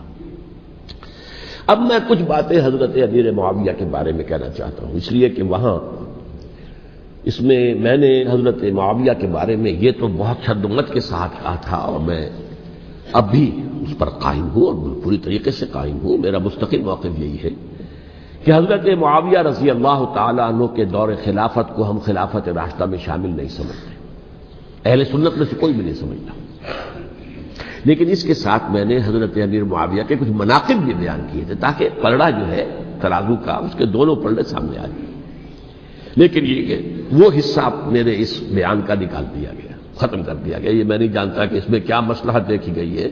اس میں تو کسی کے لیے کوئی معاملہ ایسا نہیں تھا کسی کے جذبات کو جو ہے وہ ٹھیس پہنچانے والا. کیونکہ میں نے کہا وہ خلیفہ راشد نہیں تھے، صاحب میں نے کہا، بلکہ وہ دور ملوکیت کا آغاز ان سے ہو گیا ہے۔ بلکہ جب ایک صاحب نے یہ کہا کہ کربلا کے بعد سے دور ملوکیت آ رہی تھی، تو میں نے کہا نہیں جناب، دور ملوکیت تو 20 سال پہلے پوری ہو چکی تھی، شروع ہو چکی تھی۔ حضرت امیر معاویہ کے بھی 20 سال جو ہے وہ دور ملوکیت میں شمار ہیں۔ انہیں کسری العرب بھی کہا گیا، عرب کے کسریٰ، جو شہنشاہ ایران کا خطاب تھا، حضرت معاویہ رضی اللہ تعالیٰ عنہ کو کسری العرب کہا گیا، عرب کا کسریٰ یہ۔ لیکن دوسری طرف یہ ہے کہ وہ صحابی رسول ہیں رضی اللہ تعالیٰ عنہ، حضور کے برادر نسبتی بھی ہیں، حضور کے سالے ہیں، ان کی ہمشیرہ ام حبیبہ حضور کی زوجہ محترمہ ہیں، ام المومنین ہیں ام حبیبہ رضی اللہ تعالیٰ عنہ۔ پھر کس قدر معتمد علیہ تھے حضور کے کہ کاتبان وحی میں شامل تھے، وحی کی کتابت کرنے والے چند لوگ تھے جنہیں کہ حضور کہتے تھے کہ اب یہ آیت لکھ لو، ان میں سے ایک امیر معاویہ بھی رضی اللہ تعالیٰ۔ تو بڑے توازن کی ضرورت ہے۔ دیکھیے صحابہ کرام کا جہاں تک تعلق ہے، اہل سنت کا موقف یہ ہے کہ صحابہ تو کلہم عدول، صحابہ سب کے سب نیک نیت ہیں، اور ان کی روایت جو ہے قبول کی جائے گی، رد نہیں کی جائے گی، ان پر کوئی جرح و تعدیل نہیں ہوگی، اس لیے کہ ان کا تزکیہ محمد رسول اللہ صلی اللہ علیہ وسلم نے کیا تھا۔ لہذا یہ تو ہو سکتا ہے کہ کسی صحابی سے کوئی خطا ہو جائے، لیکن وہ خطا اجتہادی ہوگی، نیت کی خطا نہیں ہوگی، نیت کی غلطی نہیں ہوگی۔ اگر کسی صحابی کی نیت پر حملہ کیا جائے تو یہ اصل میں طعن ہے، حملہ ہے حضور پر کہ وہ تربیت دے نہیں سکے اپنے ساتھیوں کو، معاذ اللہ ثم معاذ اللہ ثم معاذ اللہ، وہ تزکیہ کر ہی نہیں سکے۔ 3 جگہ جو قرآن میں آیا ہے یتلو علیہم آیاتہ ویزکیہم، تو کیا تزکیہ کیا؟ اگر ان کے قریب ترین ساتھی جو تھے، اگر ان کے اندر بھی بدنیتی تھی اور دنیا کی طلب تھی اور دنیا کے اندر اقتدار حاصل کرنے کا جذبہ تھا، تو پھر کیا تزکیہ کیا؟ معاذ اللہ ثم معاذ اللہ۔ لہذا صحابہ سب کے سب عدول ہیں، اور ان سے اختلاف ممکن ہے، لیکن ان کی نیت پر حملہ نہیں ہو سکتا۔ تو حضرت امیر معاویہ کی شخصیت ایک چیز ہے، آپ کا دور خلافت دوسری چیز ہے۔ شخصیت کے اعتبار سے صحابی رسول ہیں، برادر نسبتی ہیں حضور کے صلی اللہ علیہ وسلم، اور پھر یہ کہ اس قدر معتمد علیہ ہے صحابہ میں سے کہ وہ کاتبان وحی، یہ عام آدمی کے کرنے کا کام نہیں تھا جو وحی کی کتابت کرے، اللہ کے کلام کی۔ البتہ یہ ہے کہ جیسا کہ میں نے عرض کیا، ان کا دور خلافت راشدہ نہیں ہے، وہ ملوکیت کا دور ہے۔ یہ میں نے جیسا کہ عرض کیا، میں نے ایک صاحب نے جب یہ کہا کہ ملوکیت شروع ہو رہی تھی، میں نے کہا شروع نہیں ہو رہی تھی، ملوکیت تو 20 سال پہلے شروع ہو چکی تھی۔ اسی طریقے سے ایک صاحب نے کہا تھا کہ اسلام کو قائم کرنے کے لیے حضرت حسین میدان میں آئے، میں نے کہا یہ بھی غلط ہے، اسلام تو 60 سال پہلے قائم ہو چکا تھا، نبی اکرم صلی اللہ علیہ وسلم کے دستے مبارک سے اسلام قائم ہو گیا، جاء الحق وزهق الباطل ان الباطل کان زهوقا، پھر 30 برس تک وہ کامل شکل کے اندر قائم رہا۔ تو اسلام جو ہے وہ در حقیقت اب قائم کرنے والی بات نہیں تھی، البتہ اس کے اندر زوال شروع ہو گیا تھا، اس زوال کے عمل کو روکنے کے لیے حضرت حسین میدان میں آئے۔ تو یہ چیز کو صحیح تاریخی پرسپیکٹو میں رکھنا، تو جس طرح سے دین کو قائم کرنے کے لیے دیکھیے قائم تو کیا محمد رسول اللہ صلی اللہ علیہ وسلم والذین معہ رضی اللہ تعالی عنہ، انہوں نے کیا تھا۔ ہاں اب جو ہے وہ اپنی اس شاندار حیثیت سے نیچے گرنے لگا تھا، وہ میں بعد میں عرض کروں گا کہ میں نے اسے کیا عرض کیا تھا کہ یہ اس زوال کو روکنے کے لیے کسی طریقے سے یہ اپنی اصل حقیقت میں قائم رہے، یہ حضرت حسین رضی اللہ تعالیٰ عنہ کی سعی تھی۔ اچھا، حضرت امیر معاویہ کے جو 20 سال ہیں وہ پورے امن، سکون، اطمینان، کوئی جھگڑا، کوئی فساد، کوئی اختلاف، کوئی باہمی خاندانی، کچھ 20 سال، یہ بھی تاریخ کی بڑی چشم کشا حقیقت ہے جو عام طور پر لوگوں کے علم میں نہیں ہے۔ سبائی بھی دبکے رہے، حضرت امیر معاویہ کی حکومت اتنی مضبوط تھی، کنٹرول، کہ ان کو کچھ سر اٹھانے کا موقع نہیں ملا، موجود تھے دبکے رہے، جیسا کہ میں نے کہا ریولوشن کے آخری مرحلے پر آ کر جو مخالفین ہیں وہ دب جاتے ہیں کہ پھر دیکھیں گے موقع ملے گا تو پھر لیں گے ان سے حساب کتاب۔ 20 سال رہے ہیں پورے امن کے، 10 سال کے بعد یعنی درمیان میں ہے حضرت امیر معاویہ کا عہد خلافت۔ ایک صحابی جو کہ بزرگ صحابہ میں سے ہیں، مغیرہ ابن شعبہ رضی اللہ تعالی عنہ، وہ آتے ہیں اور وہ کہتے ہیں کہ دیکھیے امیر المومنین، کتنی بڑی خانہ جنگی رہی تھی مسلمانوں کی آپس میں، اور اب بھی اگر آپ کسی کو نامزد کیے بغیر چھوڑ گئے امت کو تو پھر خانہ جنگی ہو جائے. 1 لاکھ اس وقت جو ہے وہ ہلاک ہوئے تھے، نہ معلوم اب کتنے ہلاک. لہذا آپ اپنی زندگی ہی میں نامزد کر دیجئے کسی کو خلیفہ، ولی عہد بنا دیجئے. حضرت امیر معاویہ نے ابتداءً جو ہے انکار کیا نہیں، لیکن ان کے دلائل ایسے تھے وزنی، اور میں سمجھتا ہوں کہ وہ بات صحیح تھی جو مغیرہ ابن شعبہ نے کہی، اس لیے کہ اب صحابہ کرام میں سے جو کبار صحابہ تھے وہ تو سب دنیا سے رخصت ہو چکے تھے. اب تو یا صغار صحابہ رہ گئے تھے جو حضور کے زمانے میں بچے تھے، حضرت حسن، حضرت حسین، عبداللہ ابن زبیر، یہ بچے تھے نا، یا تو وہ تھے، اور یا بالکل نو مسلم تھے. اور نو مسلموں میں بڑی تعداد وہ تھی جو ایرانیوں کی تھی، شامیوں کی تھی، ادھر کی تھی، ادھر کی تھی. تو ان کو تو ظاہر بات ہے کہ تربیت نبوی سے کیا خلافت راشدہ سے بھی اکثر و بیشتر کو کوئی حصہ ملا ہی نہیں. تو اس صورت میں اب وہ اعلیٰ ترین معیار پر حکومت کے نظام کو قائم کرنا ممکن نہیں ہے. کوئی قبائلی عصبیت جب تک حکومت کی پشت پر نہیں ہوگی حکومت مستحکم نہیں ہوگی. یہ گویا کہ ایک جس کو کہتے ہیں کہ حقیقت بینی، واقعیت پسندی، ایک آئیڈیلزم ہے اور ایک ریئلزم ہے کہ آپ فیکٹس آن دی گراؤنڈ کو غور کریں، سوچیں اس کے اوپر اور پھر کوئی فیصلہ کریں. اس اعتبار سے پھر حضرت امیر معاویہ نے بات مان لی اور بیعت لے لی لوگوں سے حضرت یزید کے لیے کہ یہ خلیفہ ہوں گے میرے بعد. اس کو ولی عہدی کہتے ہیں. اچھا، اس وقت 5 افراد ایسے تھے کہ جنہوں نے اس سے اختلاف کیا. یہ بات بہت اہم ہے. میرا کتابچہ ہے سانحہ کربلا، اس کے کچھ نسخے آج یہاں ہوں گے، آپ لوگ پڑھیے اسے غور سے اور پھیلائیے تاکہ حقیقت سامنے آئے. 5 افراد کون تھے جو ہونے چاہیے؟ ابو بکر فوت ہو گئے، ان کے بیٹے عبد الرحمن ابن ابی بکر. عمر فوت ہو گئے، ان کے بیٹے عبداللہ ابن عمر. عباس فوت ہو گئے، ان کے بیٹے عبداللہ ابن عباس. زبیر فوت ہو گئے، ان کے بیٹے عبداللہ ابن زبیر. اور حضرت حسن جو ہے ان کا انتقال ہو چکا تھا، حضرت علی کے بیٹے حضرت حسین رضی اللہ تعالی عنہ مجمعین. حضرت حسن کے بارے میں ایک فریق کا کہنا یہ ہے کہ انہیں زہر دے کر ہلاک کیا گیا. اہل تشیع کا قول یہ ہے، جبکہ اہل سنت کہتے ہیں کہ نہیں، وہ اپنی جو بھی طبی موت تھی اس سے ان کی وفات. لیکن میں اس میں نہیں جانا چاہتا، اس لیے کہ یہ مائکرو ہسٹری جو ہے نا، وہ تو ایک ایک واقعے کے لیے ادھر کی روایات کیا، ادھر کی کیا ہیں، ان کے پاس کیا دلائل، یہ تو کسی ریسرچ اسکالر کا موضوع ہے، میرا موضوع نہیں ہے. لیکن بہرحال یہ 5 حضرات تھے جنہوں نے ولی عہدی کی بیعت نہیں کی. لیکن حضرت معاویہ اتنے حلیم الطبع انسان تھے، انہوں نے جبر نہیں کیا، کوئی تشدد نہیں کیا. ٹھیک ہے، ولی عہدی کی بیعت نہیں کر رہے، کوئی بات نہیں، میری بیعت تو کی ہوئی ہے نا، ابھی تو میں زندہ ہوں، بات ختم ہو گئی. میری بیعت کو تو نہیں توڑا انہوں نے، فسخ بیعت نہیں کی. اس اعتبار سے انہوں نے نہ کوئی تشدد کیا، نہ جبر کیا، نہ کوئی مواخذہ کیا. لیکن جب امیر معاویہ کا انتقال ہو گیا، اب ولی عہدی کی بجائے وہ اب خلافت کی بیعت کی. سب لوگوں نے بیعت کر لی. ان 5 میں سے ایک فوت ہو چکے تھے، حضرت عبد الرحمن ابن ابی بکر فوت ہو چکے رضی اللہ تعالی. 4 تھے، ان 4 میں ایک اختلاف ہوا. 2 کی رائے یہ تھی، عبداللہ ابن عمر، عبداللہ ابن عباس، کہ اگرچہ یہ کام غلط ہوا ہے، اسلام کی روح کے منافی ہوا ہے، یہ بادشاہت کی بنیاد پڑ رہی ہے، لیکن یہ بات ایسی نہیں ہے کہ اس کی بنا پر ہم خانہ جنگی شروع کروا دیں، امت کے اندر خون خرابہ کروائیں، فساد کروائیں. لہذا انہوں نے بیعت کر لی. اب کوئی اگر یہ کہے معاذ اللہ کہ وہ بک گئے تھے یزید کے ہاتھوں، معاذ اللہ ثم معاذ اللہ، وہی بات آپ اختلاف کر سکتے ہیں کہ انہیں نہیں کرنی چاہیے تھی، یہ کوئی رائے رکھے، مجھے اختلاف نہیں. لیکن ان کی نیت پر حملہ کریں گے تو حملہ محمد رسول اللہ پر ہوگا صلی اللہ علیہ وسلم. عبداللہ ابن عمر کون ہے؟ کتنی حدیثیں ان سے جو ہے وہ منقول ہیں. عبداللہ ابن عباس کون ہے؟ جنہیں حضور نے جو ہے ان کے لیے دعا کی تھی، اے اللہ فقہہ فی الدین وعلمہ التاویل، اے اللہ اس نوجوان کو دین کا فہم عطا کر اور قرآن کی تعویل اور تفسیر کا علم عطا کر.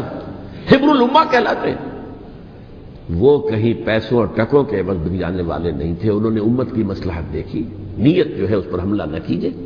البتہ اختلاف کا حق آپ کو حاصل ہے. 2 حضرات جو ہے ڈٹے رہے کہ نہیں، ہمیں کم وٹ میں ریزسٹ کرنا ہے۔ عبداللہ ابن زبیر عمر کے اعتبار سے وہ بڑے ہیں، مسلمانوں میں سب سے پہلے ولادت مدینے میں جا کر جو ہوئی ہے وہ عبداللہ ابن زبیر کی ہوئی ہے۔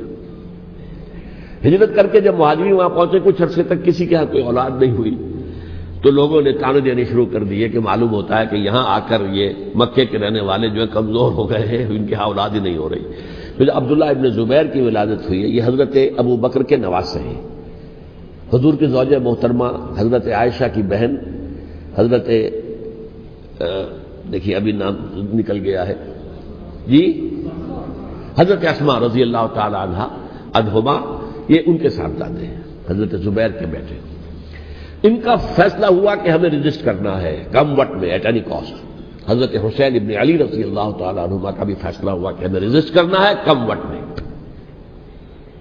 البتہ ان میں بھی ایک اختلاف ہو گیا، یعنی یہ دو تو جڑے رہے، ان دو میں اختلاف ہو گیا۔ عبداللہ ابن زبیر کا کہنا یہ تھا کہ ہمیں حجاز میں رہنا چاہیے، یہ سرزمین ہے جس میں نبوت کی برکات سب سے زیادہ ہیں، یہاں ہم مضبوط قلعے کے اندر ہیں، ہمیں یہاں سے جو ہے رجسٹ کرنا چاہیے اور ختم کرنا چاہیے اس نظام کے اندر جو خرابی آ گئی ہے اس کو۔ حضرت حسین رضی اللہ تعالیٰ عنہ کے پاس خطوط کا تانتا بنا ہوا تھا، کوفے سے لوگ خط لکھ رہے تھے، آئیے آئیے آئیے، ہم آپ کے ہاتھ پر بیعت کریں گے، ہم آپ کے ہاتھ پر بیعت کریں گے، ہم آپ کے ہاتھ پر بیعت کریں گے۔ یہی وہ کوفہ جو حضرت علی کا دارالخلافہ رہا تھا اور جو پھر سبائیت کا گڑھ بن گیا تھا۔ چنانچہ حضرت حسین نے حضرت مسلم بن عقیل کو بھیجا وہاں پر کہ میرے نمائندے کی حیثیت سے جا کر وہاں پر بیعت لو۔ 10-12 ہزار افراد نے بیعت کر لی، لیکن اس کے بعد یزید کی طرف سے گورنر بنا کے بھیجا گیا ابن زیاد کو۔ ابن زیاد نے آ کر جو تشدد کیا اور سختی کی تو سب کے سب بیعت توڑ کر اور سب منحرف ہو گئے۔ مخلصین تو وہ تھے نہیں، الکوفی لایوفی، کوفی جو ہے وہ تو کوئی وعدہ وفا کرنے والا ہوتا ہی نہیں، بیعت توڑ دی۔ فمن نقص فانما ينقص على نفسه، بیعت کے بعد بیعت توڑ دینا بہت بڑا گناہ ہے، توڑ دی۔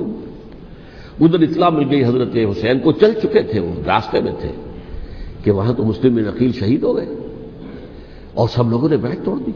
اب واپس جانا چاہتے تھے لیکن مسلم بن عقیل کے بیٹے جو ہے اڑ گئے۔ یہ عرب کی اپنی ایک جو ہے پرانی ان کی حمیت اور ان کا قبائلی نظام کہ اب ہم اپنے والد کے خون کا قصاص لیے بغیر نہیں جائیں گے۔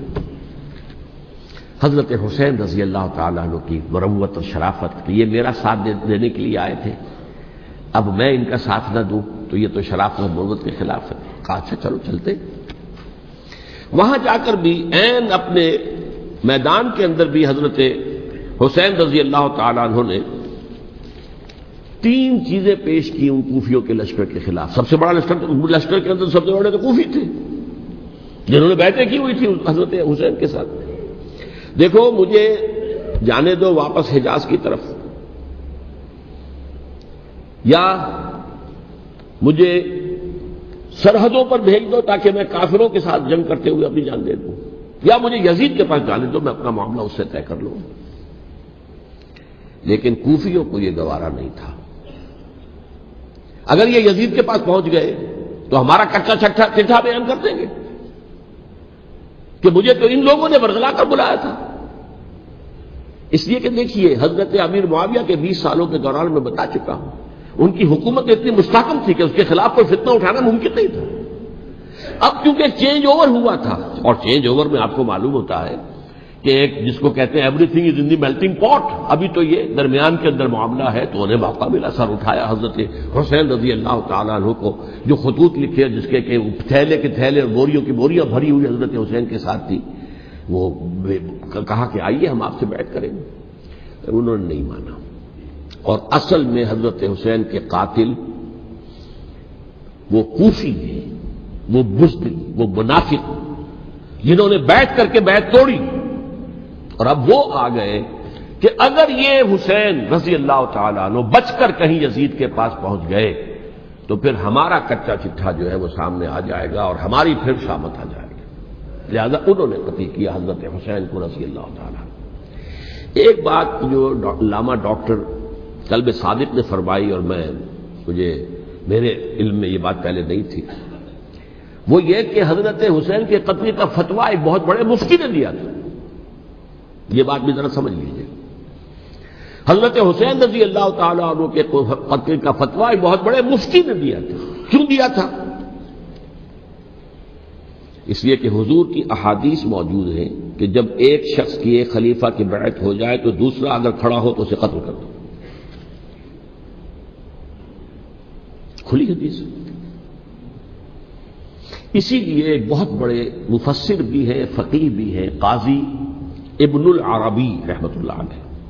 ایک ابن عربی ہیں الف لام کے بغیر، ابن عربی، وہ بہت بڑے صوفی ہیں، فلسفی ہیں، اندلس کے ہیں.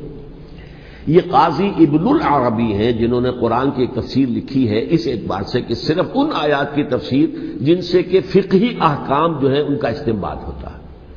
یہ دو تفسیریں اس طور سے لکھی گئی ہیں قرآن مجید کی. احکام القرآن ان کا نام ہے دونوں کا، جن میں سے ایک جو ہے قاضی ابن العربی کی ہے. ان کا ایک جملہ نقل ہوتا ہے، قتل الحسین بسیف جدہ، حسین قتل ہو گئے اپنے ہی نانا کی تلوار سے. وہ تلوار کیا تھی؟ جب کسی کی بیعت ہو چکی ہو پھر کوئی کھڑا ہو مدعی خلافت قتل. میرے نزدیک حضرت حسین مدعی خلافت نہیں تھے. یہ بات اس وقت سامنے لوگوں کے نہیں آئی، بلکہ حکومت نے یہ باور کرا دیا کہ یہ تو باغی ہے، یہ مدعی ہے خلافت کے. انہوں نے تو دعویٰ نہیں کیا خلافت کا، وہ تو صرف اس عمل کو روکنے کے لیے میدان میں آئے تھے. اور اس بات کو اچھی طرح سمجھ لیجئے کہ اس وقت تک یہ جو تصور آج ہمارے پاس ہے کہ ریاست علیحدہ ہے، حکومت علیحدہ ہے. State of Pakistan, we are loyal to the state of Pakistan. ہم ریاست پاکستان کے وفادار ہیں، گورنمنٹ آف پاکستان کے وفادار نہیں ہیں. We are not loyal to the government. Government تو کبھی بے نظیر کی تھی، ہم اس کے خلاف تحریک چلا رہے تھے، یا کبھی کسی اور کی تھی اس کے خلاف تحریک چل رہی ہے، یا کبھی ضیاء الحق کی تھی اس کے خلاف تحریک چل رہی ہے. گورنمنٹ کو بدلنا تو عوام کا حق ہے. آج اس وقت نہیں تھا. اس وقت ریاست اور حکومت کا کوئی فرق نہیں تھا. لہذا جو حکومت سے اختلاف کرے گویا کہ باغی ہے. یہ ہے اصل میں وہ پیچیدہ مسئلہ کہ کیوں کسی مفتی نے فتویٰ دے دیا.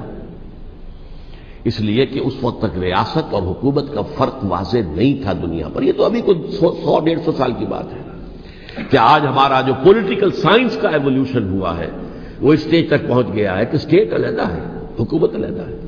حکومت تو اسٹیٹ کے 3 آرگنز میں سے ایک آرگن ہے. ایڈمنسٹریشن حکومت کی ہے، جوڈیشری ہے اور لیجسلیچر ہے. 3 آرگنز ہیں بڑے بڑے، ان میں سے ایک ہے. تو حکومت کو بدلنا تو عوام کا حق ہے، چاہے وہ ووٹ کے ذریعے بدلیں، چاہے ایجیٹیشن. اگر پرامن ایجیٹیشن ہے اس سے حکومت کو بدلنے کا حق حاصل ہے دستوری طور پر ہر اعتبار سے. اس وقت یہ نہیں تھا. لہذا صورتحال یہ بن گئی کہ حکومت وقت نے باور کرا دیا مسلمانوں کو. ورنہ سوچئے نواسۂ رسول کو قتل کرنا کوئی آسان کام تھا. آخر سب کلمہ گو تھے کہ نہیں تھے؟ کلمہ گو تو تھے نا، اور حضور سے عقیدت اور محبت میں کمی. لیکن یہ کہ فتویٰ اگر ایک بہت بڑے مفتی کا، جو کہ حضرت علامہ ڈاکٹر قلب صادق صاحب نے فرمایا، مجھے اس مفتی کا نام بھی معلوم نہیں، کہ ایک مفتی ہی کا فتویٰ تھا وہ، جس کے بنا پر اب ان لوگوں نے حضرت حسین کو قتل کیا. اور یہی وجہ ہے کہ انہوں نے پھر خیموں کو بھی آگ لگا دی. بھائی حالانکہ دیکھیے اگر دشمنی کا انتقام ہوتا تو حضرت علی بن حسین جو بیمار تھے، جو بعد میں زین العابدین رحمۃ اللہ علیہ کے نام سے پھر یہ اہل تشیع کے چوتھے امام معصوم ہیں، حضرت علی، حضرت حسن، حضرت حسین، اور پھر حضرت علی بن حسین زین العابدین رحمۃ اللہ علیہ، کیا ان کو بھی قتل کر دیتے؟ حضرت حسین کی نسل ہی ختم ہو جاتی. لیکن نہیں کیا. آگ کیوں لگائی؟ آگ اس لیے لگائی کہ وہ جو ڈاکومنٹری پروف ہے ہماری غداری کا یزید کے خلاف حضرت حسین کو جو ہم نے دعوت دی، وہ جو ڈاکومنٹری پروف خطوط کی شکل میں موجود ہے وہ ختم ہو جائے، ڈسٹرائے ہو جائے. اس کے لیے انہوں نے خیموں میں آگ لگائی. بہرحال یہ ہے تاریخی پس منظر. یہ اسی سبائی فتنے کا تسلسل ہے جس نے سب سے پہلے حضرت عثمان کی جان لی رضی اللہ تعالیٰ عنہ. 5 سال تک مسلمانوں میں خانہ جنگی رکھی، حضرت علی کو پھر شہید کیا، اور اس کے بعد جو ہے 20 سال حضرت امیر معاویہ کے تو سر نہیں اٹھا سکے. لیکن پھر جب ایک چینج اوور ہو رہا تھا تو اس وقت انہوں نے موقع غنیمت سمجھا کہ اب کھڑے ہو جاؤ اور اب دوبارہ ایک فتنہ جو ہے اس کو امت کے اندر پیدا کر دو.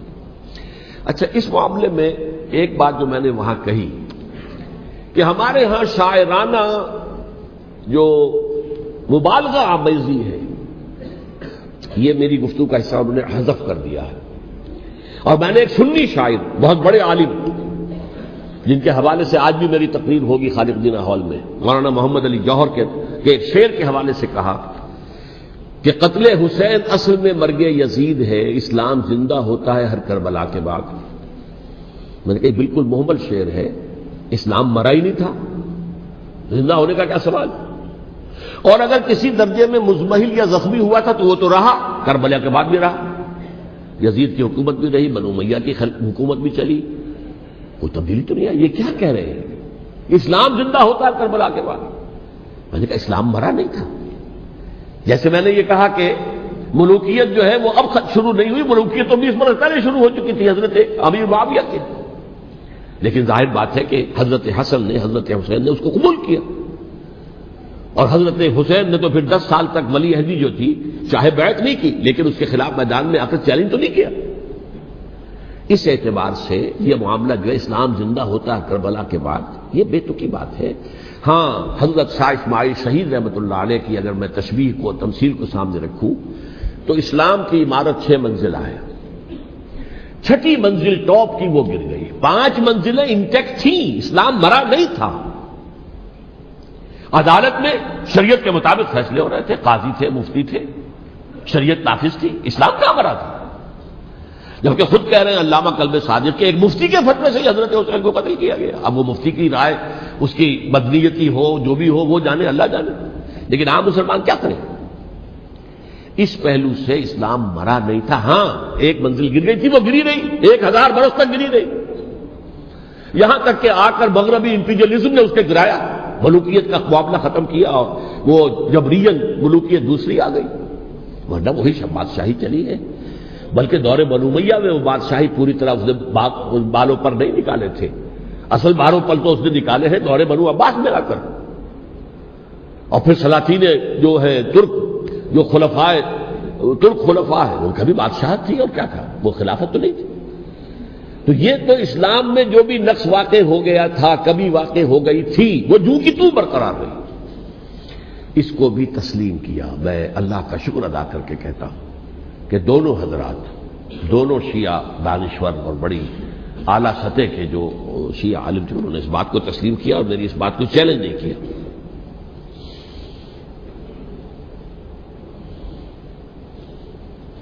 اصل میں تیسری بات میں نے یہ کہی کہ دیکھیے حضرت حسین رضی اللہ تعالی عنہ کی اس شہادت کے بعد، اس کے بعد واقعہ ہرہ بھی ہوا، جو واقعہ کربلا سے بھی بعض اعتبارات سے زیادہ بھیانک اور زیادہ گھناؤنا واقعہ بنو امیہ کی تاریخ ہے، جس کو لوگ جانتے ہی نہیں۔ مدینے کے کچھ لوگوں نے بغاوت کی اور انہوں نے اس کے خلاف فوج بھیجی، اور فوج کو جب مدینہ فتح کر لیا، 3 دن کے لیے حلال کر دیا، جو چاہو کرو، یہاں جسے چاہو مارو، جسے چاہو لوٹو، جس کا گھر چاہو برباد کرو، جس عورت کو چاہو ریپ کرو۔ اور یہ مدینہ النبی کے اندر ہوا، تو کاٹ کھانے والی ملوکیت کے اندر بہت سے واقعات ہوئے۔ عبداللہ ابن زبیر کھڑے ہوئے، انہوں نے حکومت قائم کی تھی، لیکن یہ کہ وہ تو 6 سال کے لیے کامیاب بھی رہے، ایک حکومت قائم کی، بنو امیہ کے ہاتھ پر بیٹھ نہیں کی، بالآخر ان کی حکومت بھی ختم ہو گئی۔ پھر حضرت زید کھڑے ہوئے، انہوں نے بغاوت کی، وہ بھی ناکام رہ گئے۔ پھر بنو عباس میں کھڑے ہوئے حضرت نفس زکیہ، حضرت حسن رضی اللہ تعالیٰ عنہ کی اولاد میں سے، وہ بھی ناکام ہو گئے، شہید ہو گئے۔ پھر یہ سمجھ لیا گیا کہ اب یہ جہاں تک 6ٹھی منزل ہے وہ تو دوبارہ تعمیر نہیں ہو سکتی، یہ تو جس کی لاٹھی اس کی بھینس، جس کے پاس طاقت ہوگی اس کی حکومت ہوگی، جس کا قبیلہ زیادہ قوی ہوگا، جس قبیلے میں زیادہ عصبیت ہوگی، مضبوط ہوگا، متحد ہوگا، طاقتور ہوگا، اسی کی حکومت ہوگی۔ البتہ اس کے نیچے لوگوں کے اخلاق کی اصلاح کرو۔ صوفیاء کرام نے وہ کام اپنے ذمے لیا، اور بالکل وہی کام ہے کہ جو ائمہ اہل بیت کرتے رہے۔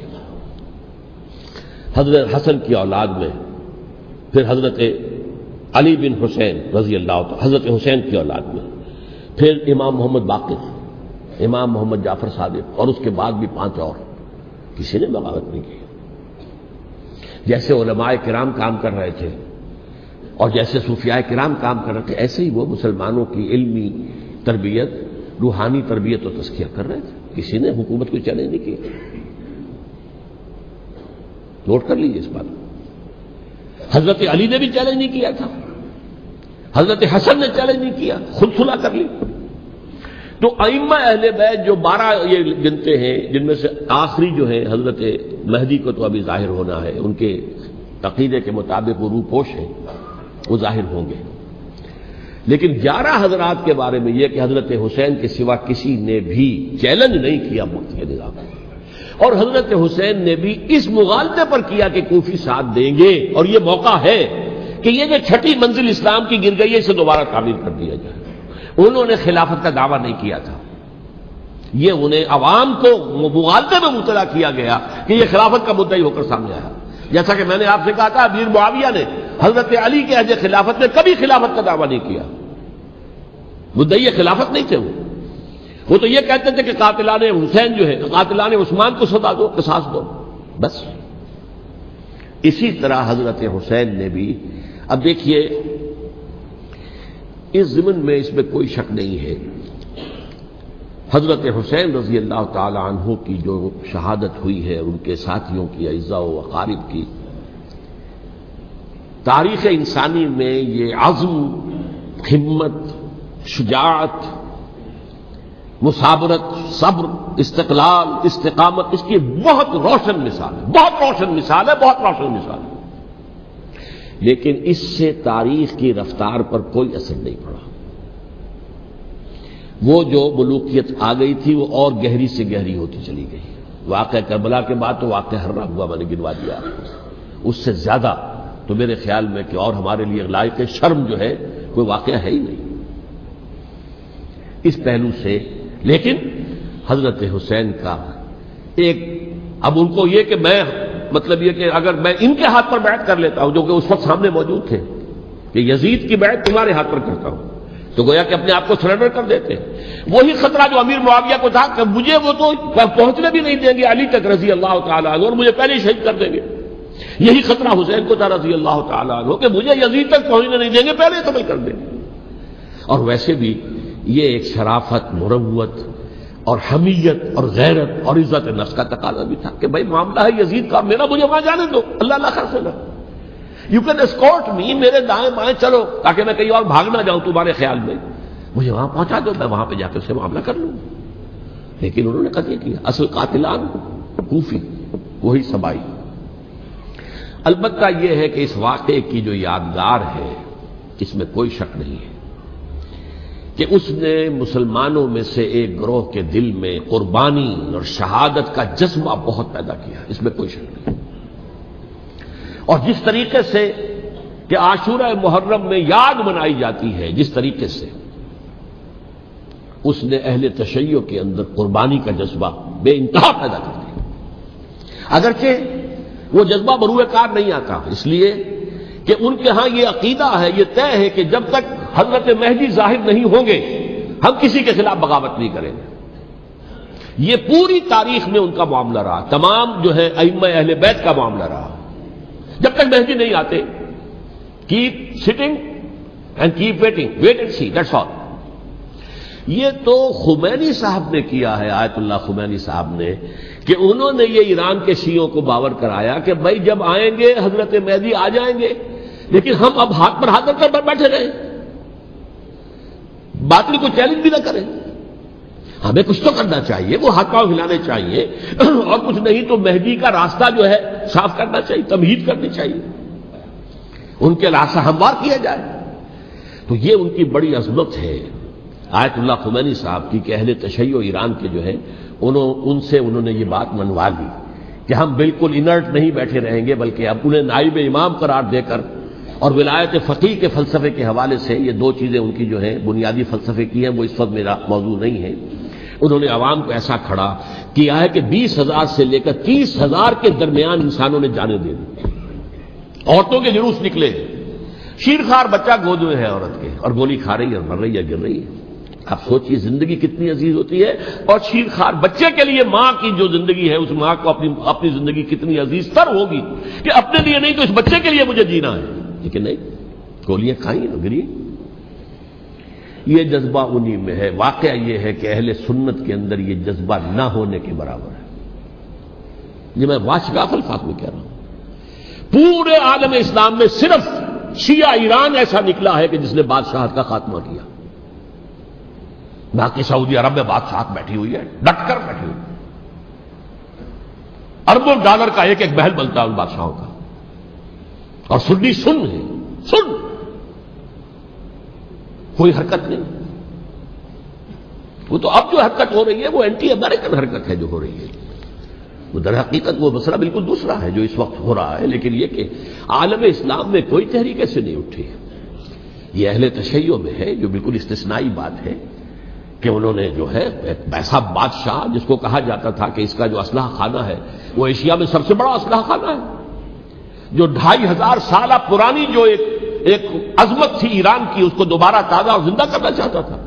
2500 سالہ برسی اس نے منائی تھی، اس کے لیے ایک شہر آباد کیا تھا کہ خسرو یا سائرس یا ذوالقرنین قرآن مجید کی اصطلاح میں اس کی یادگار بنائی تھی، اور وہ سوچ رہا تھا کہ وہی عظمت دوبارہ ایران کی ہوگی جو کہ خسرو کے زمانے میں تھی، جس کا قرآن مجید میں سورہ کہف کے اندر ذکر ہے. مشرقی فتوحات، مغربی فتوحات، شمالی فتوحات. تو وہ بادشاہ ہے، اس کو بھاگنا پڑا ہوا قربانی کی وجہ سے. تو یہ جو ہے واقعہ کربلا نے، اس میں کوئی شک نہیں ہے کہ ایک ایسی مشعل روشن کی ہے جس کو کہ ہر شخص کو دیکھنا چاہیے. یہ بھی انسان، جیسے کہ اقبال نے ایک شعر کہا تھا غالب کے لیے، فکر انسان پر تیری ہستی سے یہ روشن ہوا ہے، پرے مرغ تخیل کی رسائی تاک ہو جا. تو فکر انسان پر حضرت حسین کی قربانی سے یہ واضح ہوا ہے کہ انسان کس حد تک جا سکتا ہے قربانی دینے کے لیے اپنے کسی مقصد کے لیے. مقصد ان کا جو تھا، میں نے اسی لیے آیت پڑھی تھی، معاذ اللہ ثم معاذ اللہ. میں ایک آخری بات جو کہہ رہا ہوں وہ نوٹ کر لیجئے.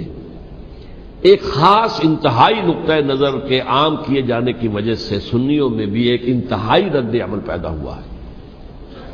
Extreme rightist سنیز. اگر ایک طرف سے حملہ کیا گیا ہے حضرت عثمان کی نیت پر، ان کو خیانت کا الزام لگایا گیا، ان پر اقربا پروری کا الزام لگایا گیا، حضرت ابو موسیٰ شریف پر خیانت اور غداری کا الزام لگایا گیا. یہ ساری چیزیں اگر صحابہ کرام کے اوپر ہوئی ہیں، امیر معاویہ پر، امیر اور عمرو بن العاص پر، تو جواب میں کچھ لوگ کھڑے ہو گئے. حضرت علی وہ اقتدار کے طالب تھے، معاذ اللہ ثم معاذ اللہ ثم معاذ اللہ. یہ اہل سنت کا موقف نہیں ہے. حضرت حسین اقتدار کے طالب تھے، ہرگز نہیں، ہرگز نہیں، ہرگز نہیں. وہی اصول جو میں نے بتایا تھا سب کے لیے لاگو رہے گا. وہ امیر معاویہ کے لیے ہے تو حضرت علی کے لیے بھی، حضرت حسین کے لیے بھی ہے.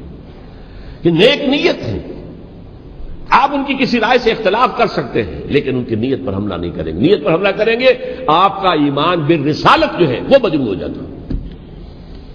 یہ رسول کے ساتھ بھی ہے، رسول نے ان کا تزکیہ کیا، یتلو علیہم آیاتہ ویزکیہم، اس کا سارا عمل محمد کا کیا ہوا ہے صلی اللہ علیہ وسلم. تو صحابی کے معاملے میں یہ ہمارے ہاں ان کو اہل سنت جو ہے جو معتدل مزاج کے، اور اکثریت ان کی، یہ تو چند لوگ ہیں ذرا قلم چلا لیتے ہیں تو ان کی بہت سی کچھ چھوٹی چھوٹی کتابیں بھی شائع ہو گئی ہیں بہت، لیکن انہیں اہل سنت نے قرار دیا ناسبی یا خارجی.